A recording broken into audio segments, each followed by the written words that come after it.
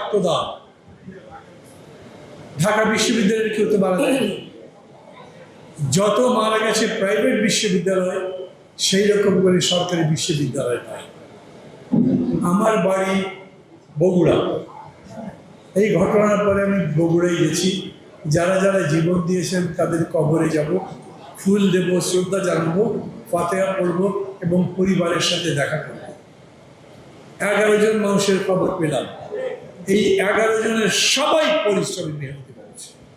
আমি একজনের কবর দেখতে গেলাম, আমার চোখে পানি এসে গিয়েছিল।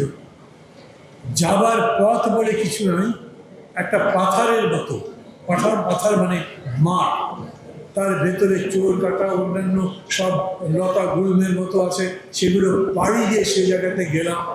বিশ্বাস করেন, চতুর্দিকে অন্তত 10টা টয়লেট, তার মাঝে তার কবর।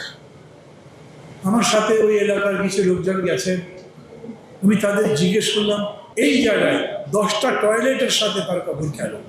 তারা বললো যে তার লাশ যখন আসলো, আমরা গ্রামের লোক সেই লাশে কি করবো, 1 ছটাক জমি নাই করতাম।